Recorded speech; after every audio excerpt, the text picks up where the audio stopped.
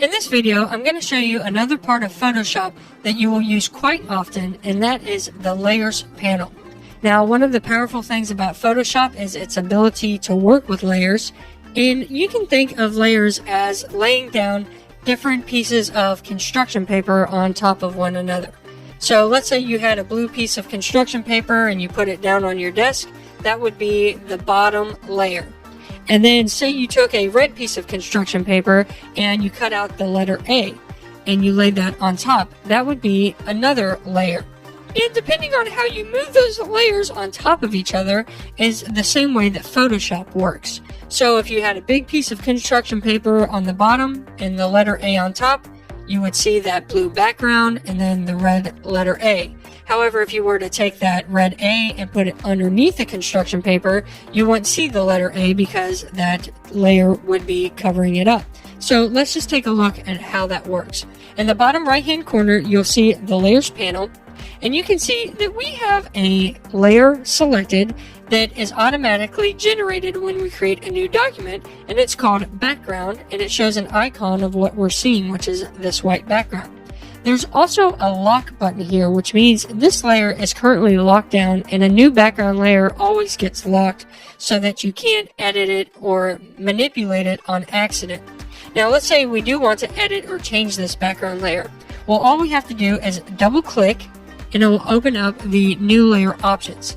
Now we can give this a name, so we can call it layer 0, or we can just rename it background if we would like. There's some other options here, but we won't worry about these right now. Just go ahead and click the OK button. And now we've renamed that background. We could have called it something else and it would change the name. However, we just went and called it background again. And it's got rid of that lock sign. And now we can actually manipulate and edit this background. So for instance, I can pick the marquee selection tool and I can move that out. When I do, you can see we've removed the layer and whatever is underneath is transparency, which means there's not actually anything there. And we see that by this checkerboard pattern. So whenever you see checkerboard pattern, remember that's transparency. It's not actually anything. It's not a pattern is there. It actually means that there's nothing there. So we'll go ahead and we'll undo that. And we'll hit Control D to deselect that selection. Let's go ahead and fill this background layer in using the construction paper example that we talked about. So go to the top and hit Edit, and then go down to Fill. Click on that, and change the contents to a color, because we're actually going to give it a color, so select Color. And then pick a blue color. You do that by using this slider here to change colors. And then click out in the open area. And you can see as I move that around, it changes our colors for us. And just pick maybe a darker blue color. So mine's right here. And if you move the slider again, you can see that color changes. And the preview is this window where it says New. Once you get a dark blue color selected, hit OK. And then we're going to fill that in and hit OK again. And now it has filled in that background layer with the color blue. And you can see that in our preview option in the Layers panel, it's also blue. Now we can go ahead and just double click on the name and rename this. So let's just call this layer blue. So now I've renamed that layer to blue, or we can double click on it and call it blue background. And let's add in another layer. Now there's a couple different ways that you can do that. You can go down to the options in the bottom and click the new layer icon. So when I click that, a new layer is added. It's called layer 1. There's nothing on it, so we don't see any changes. And it's got the checkerboard pattern on it. So if I hide the blue background with this eyeball right here, you can see the checkerboard pattern, and we have layer 1 selected. So anything we made would happen on this layer. So if we went and we grabbed our paintbrush, and let's go and pick just a regular paintbrush here. And then we're drawing on that layer. When I let go, you can see the preview update with the drawing that we made. If we click on that eyeball again to bring back in the blue background, you can see that we see the blue background in the back, and then we see the layer 1 with transparency and just that drawing sitting on top. Now we can hide that layer and bring it back again. And with that layer selected, you can keep drawing. So we can add to this as much as we want, and it's on its own layer. We're actually not affecting the blue background, because if we want to hide this layer, we can hide it or we can delete it. However, if we were to show this layer, well, we had blue background selected, so I'm going to go ahead and select blue background, and I'm going to start painting. Even though it might look like I'm painting on layer 1, I'm actually painting on the blue background, and that could be a problem later on. It might be something you want, or it could be a problem. So let me hide layer 1, and you can see that we've actually edited the blue background, and you might not want that. You might want to keep the background the same. So let's go ahead and undo those options. Just make sure that you always select the layer you want to edit on. So if I want to paint more black at the bottom, but I don't want to affect the actual background, I need to make sure I have layer 1 selected, and then I can paint down there. And then when I hide it, you can see it goes away because it's part of that layer. Now I can also delete this layer. I can click and drag and move it down into the trash can at the bottom. I'll undo that. Or I can select it and then just hit the trash can button, and it'll ask me, do I want to delete the layer? And I can hit yes. I can undo that. Or with it selected, I can hit the delete button on the keyboard, and it'll automatically delete that out for me too. Another way to create a new layer is some of the tools will actually automatically create layers for you. So for instance, the type tool will create a new type layer. It's a different type of layer that can be edited knowing that it's actually type. So if I select the type tool, and I'm going to go ahead and pick a color at the top. So it's black right now. Let's go ahead and pick a brighter red color so we can see it.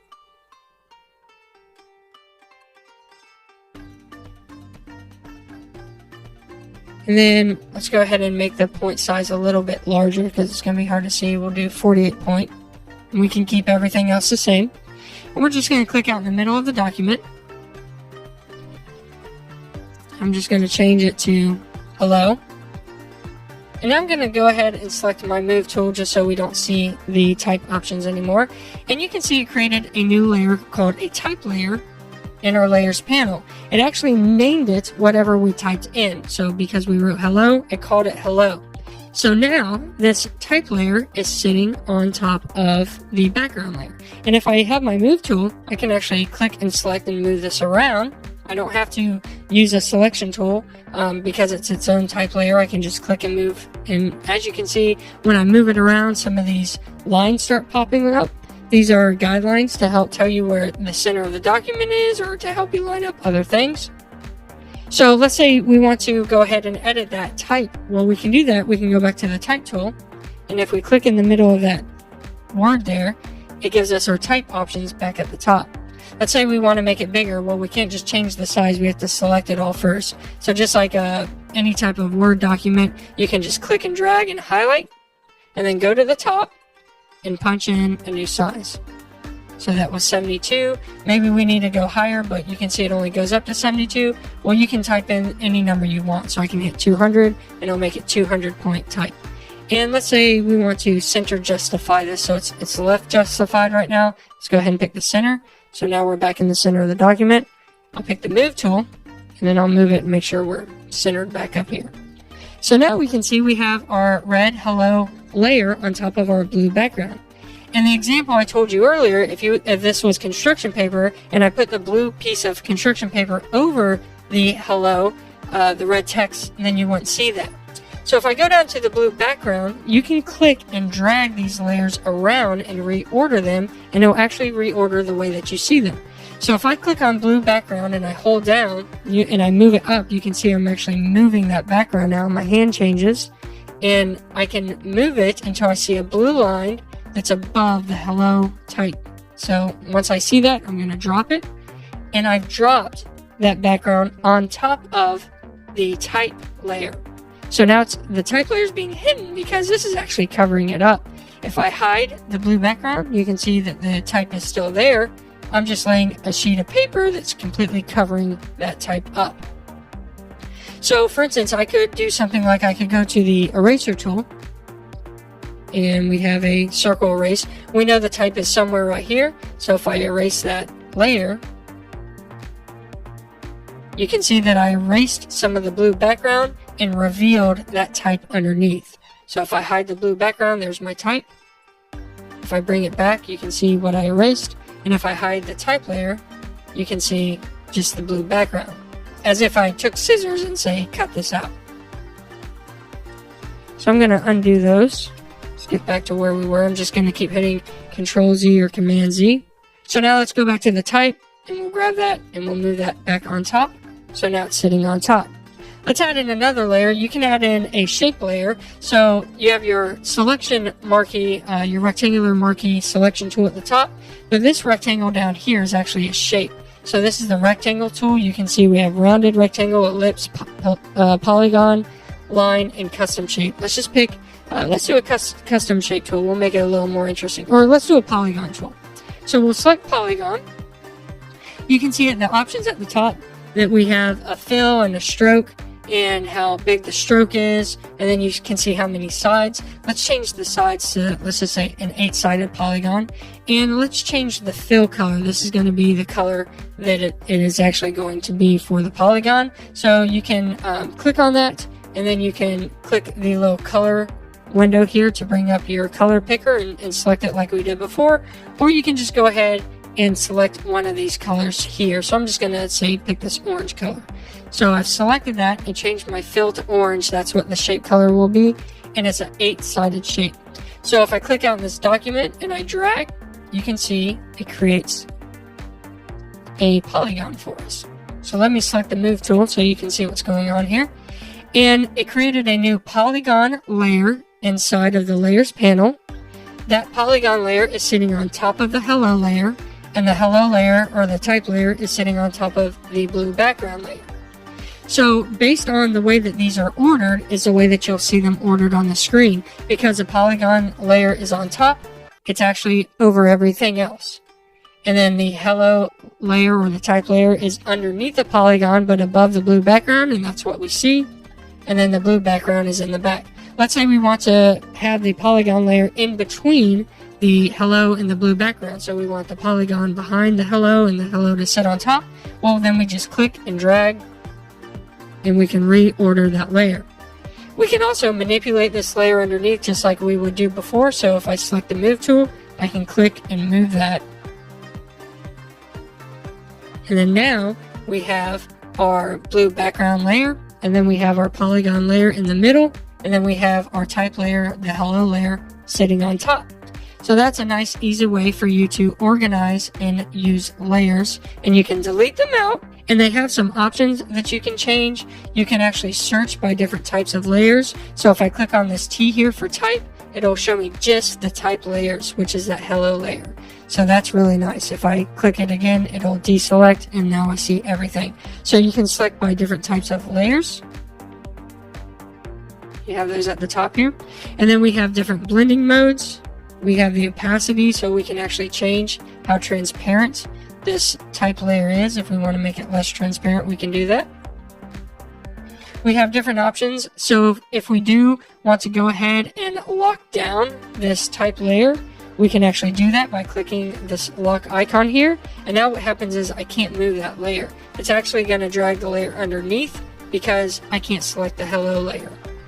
If I undo that and I lock down the polygon layer with that lock, now I can't select either one, and it's going to drag the background layer because it's the only thing left. So we'll go ahead and lock that down. Now I can't accidentally select anything. It won't let me pick and choose anything at all because all of the layers have been locked. So let's go ahead and unlock those.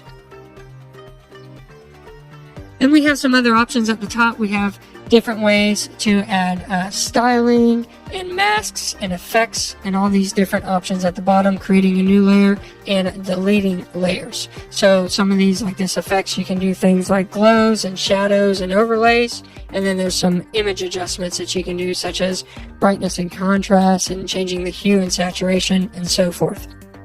Then there's a mask button if you want to add in a mask. And then there's also a little folder here, and this is for creating a layer group. So if I click on that folder, it's going to drop in this group icon here, and I can click and drag that wherever I want. Let's put it at the top. Now right now nothing is inside of it, so if I hide it or show it, you see nothing happen. However, if I click and hold down on a layer and I drag it into that, instead of going to the line above it, but I actually go into that group, you can see it highlights the whole box there, and I let go. It has actually placed that type layer inside of this group. So now I can collapse this folder. I don't have to see the type layer, but it's inside this folder. It's inside this group. If I hide the group, you can see that it goes away. So let me open that back up, and you can see it there. So when I hide this, it hides that type layer. So you can create groups of layers. Let's say we want the hello and the polygon to be together all the time. Whenever we manipulate them, they manipulate together. I can click and hold the polygon layer, drag that up into the group and let go. And then it has put that in the group also. But it reorganized it. You can see it put it on top of the hello layer, and that's not what we want. So inside of the group, I'm going to click on the type layer. I'm going to hold down, and I'm going to move it above the polygon layer. But as you can see, it's indented because it's in this group. If I collapse a folder, you don't see them, but they're in there. They're inside that group. If I hide the whole folder, both of them go away. So I'm going to show this again, expand it, and I'm going to hide them. And then you can see they get hidden, and I can show it. If I want to hide individual ones, I can still do that also here. But now we've created a group. So this is really great because I can manipulate this group together. Let's say I want to make this smaller. I can go up to Edit and go to Transform, and I can go to Scale. And I'm going to scale this whole group. So I'm going to grab a corner and bring it down. And I want to do it from the center, so I'm going to hold Alt or Option, and I'll scale this to the center. So I can let go. And then to save that, I'll just hit the Enter button on the keyboard, and it saved that out. But what it did was it scaled the group for me and anything in that group. So because both of these were in that group, that folder, I was able to scale them individually. So that is how you can work with layers, manipulate them, move them around. You can show different transparency, you can group them together, and you can do all kinds of different things within layers inside of Photoshop. But hopefully that gives you a good beginner understanding of how they actually work.